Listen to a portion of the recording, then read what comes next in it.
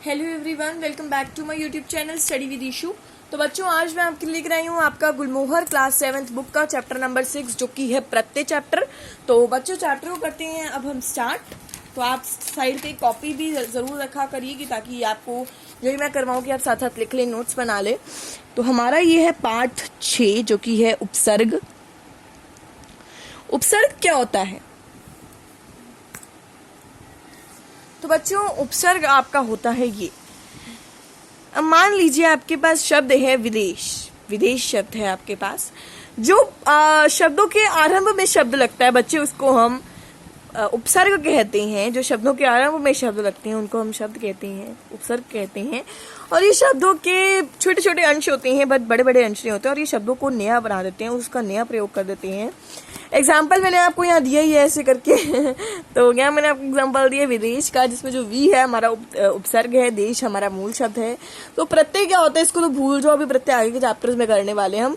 अब मैं आपको और एग्जाम्पल्स यहाँ पर कर लेते ना। उपसर्ग पर मूल शब्द दादा, ठीक है, और एग्जाम्पल्स के थ्रू मैं आपको समझा देती हूँ।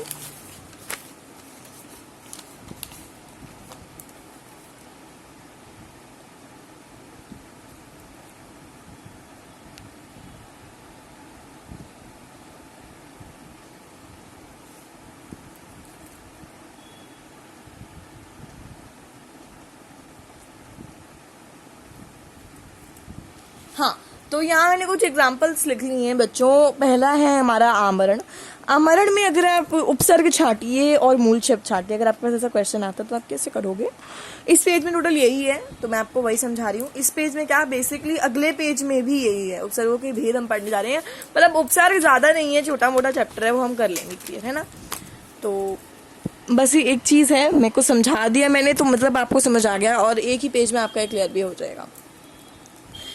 ये मैंने टोटल आपके दिए हैं 4 वर्ड हैं ये बेटे। आमरण। आमरण में क्या उपसर्ग क्या है, कोई मुझे बता सकता है? मतलब आप कैसे बताओगे? मतलब खुद सोचने की कोशिश करो कि आमरण में उपसर्ग क्या होएगा।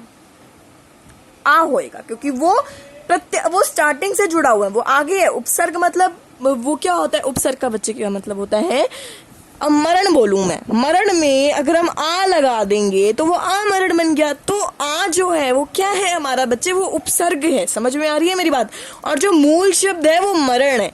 मरण हमारा प्रत्यय नहीं होएगा। बहुत सारे बच्चे गलती कर देते हैं, प्रत्यय को मरण कर देते हैं, तो ये गलत है। You are doing wrong thing, ऐसे नहीं करना हमें, ठीक है।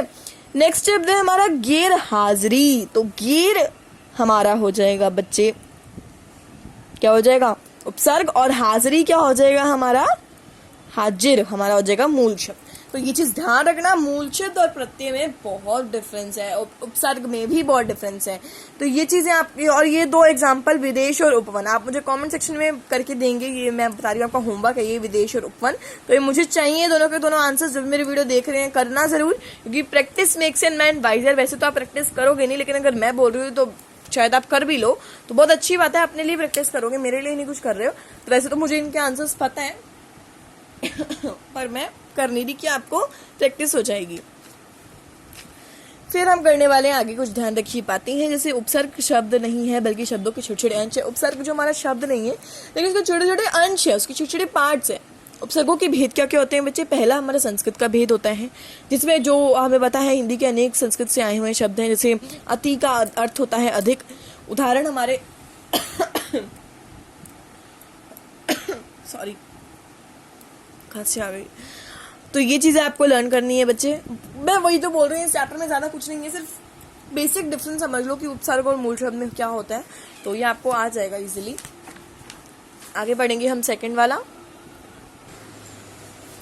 तद्भव उपसर्ग या हिंदी के उपसर्ग। जो शब्द हिंदी से आए हुए हैं, जैसे तद्भव उपसर्ग जो होते हैं, तद्भव शब्दों की ही भांति संस्कृत के मूल शब्द होते हैं, उसे हम हिंदी उपसर्ग कहते हैं। जैसे अन है तो उसका अर्थ क्या हो गया? अभाव, निषेध। उदाहरण हमारे बहुत सारे हो गए, अनाज है, अनपढ़ है, अनमोल है, अनाज है। तो बहुत सारे एग्जाम्पल हो गए। तो ये एक बार आप रीड आउट कर लीजिएगा। थर्ड वन है आपका आगत उपसर्ग या विदेशी उपसर्ग। ये तो मैंने बताया हुआ विदेशी उपसर्ग क्या होते हैं, पिछले चैप्टर में एक्सप्लेन करा हुआ अच्छे से। वो शब्द होते हैं जो बाहर से आए होते हैं, जो अंग्रेजी भाषा से युक्त हुए होते हैं। जैसे हमारा डॉक्टर हो गया, ऐसे शब्द होते हैं ना। तो अरेबी फारसी से जो आए होते हैं उसको हिंदी में हम कहते हैं, उसको विदेशी उपसर्ग कहते हैं। जैसे उपसर्ग हमारा बा है, अर्थ उसका होता है साथ से। उदाहरण बहुत सारे हैं, बाकायब, बाबूजा और बाइज्जत, बाइसिल्फा। मतलब वही कह रहे हैं कि उपसर्ग वैसे शब्द होते हैं जो एक नॉर्मल से शब्द में नयापन ला देते हैं। जैसे अगर मैं एक एग्जांपल दूं, परवाह, चलो परवाह छोड़ो, मैं आपको एग्जांपल देती हूँ, दादा। अब मैं दादा के अगर पर लगा दूं आगे तो परदादा हो गया, वो एक अलग ही वर्ड बन गया। तो वो कह रहे हैं कि आगे जो वर्ड्स लगते हैं उनको हम उपसर्ग कहते हैं। ओके, थर्ड पॉइंट नोट कर लिया, बहुत अच्छी बात अगर कर ली, पेन करो मुझसे, बहुत अच्छी बात अगर कर लिया हो तो एक बार इसको राइट कर लेना अपनी नोटबुक में भी, लर्न करने की कोशिश करो, ये चीजें हो जाएंगी लर्न आपको अगर ध्यान से पढ़ रहे हो तो। उपसर्गों की तरह प्रयोग आने वाले संस्कृत कुछ शब्द हैं या शब्दवंश कह सकते हो आप। कुछ शब्द या शब्दकांश संस्कृत में समास रचना करते हैं। समास क्या होता है ये भी मैं आपको पढ़ा नहीं चुकी, पढ़ाना है मुझे भी शायद ना, हाँ पढ़ाना है, मुझे लगा मैं पढ़ा चुकी हूँ। तो ये आपका शायद 8th चैप्टर में, एक चेकआउट करूँ, हाँ समास, ये 8th चैप्टर है। ये तो मैं आपको बाद में पढ़ाऊंगी क्योंकि मुझे लगा कि मैं पढ़ा चुकी हूँ। नहीं, ये तो आपको पढ़ाना है अभी समास, तो समास मैं तभी पढ़ाऊंगी। मैंने पहले बोला हुआ कि जो चैप्टर मैं उसी टाइम पढ़ाती हूँ। तो समास समझ लो, हल्का फुल्का समझ लो कि जो शब्द होते हैं वो शब्दकांश संस्कृत से रचना आते हैं, जिनको समास में प्रयोग होता है उनको उपसर्ग की तरह हम प्रयुक्त करते हैं। जैसे हमारा उपसर्ग है, अर्थ निषेध है। तो उदाहरण जैसे अभाव, तो भाव क्या है, आगे लगा दोगे। तो समास बहुत इजी है, 8th चैप्टर में, वो भी आपका चैप्टर बहुत जल्दी आ जाएगा, प्लेलिस्ट में क्रिएट हो जाएगा, तो वहां से आप देख लेना। तो हमने सीखा, क्या सीखा है बच्चे, हमने ये समरी है इस चैप्टर की, एक बार अच्छे से रीड कर लीजिएगा आप समरी। और बच्चे यहाँ हमारा उपसर्ग चैप्टर खत्म होता है। प्रत्यय चैप्टर भी बहुत जल्दी आने वाला है, इसकी वीडियो डालने के बाद ही थोड़े टाइम में आपका उपसर्ग चैप्टर, सॉरी प्रत्यय चैप्टर भी आ जाएगा। तो वो चैप्टर भी बहुत ज्यादा अच्छा है, बिल्कुल डिफिकल्ट नहीं है, वो भी इसी तरह ही है। तो इस वीडियो को अगर आपको अच्छी लगे तो make sure to like this video and if you have not subscribe my channel till now, तो बच्चों सब्सक्राइब कर दो, क्या जा रहा है, बेल आइकन को भी प्रेस कर दो। और इस चैनल को अपने जितने भी क्लासमेट्स हैं, स्कूल के फ्रेंड्स के साथ, ट्यूशन फ्रेंड्स के साथ शेयर कर दो, कि ताकि सभी बच्चे चैप्टर को अच्छे से पढ़ पाएं और सब्सक्राइब कर सके मेरे चैनल को। तो I will meet all in the next video, तब तक के लिए बाय और टेक केयर और बाय।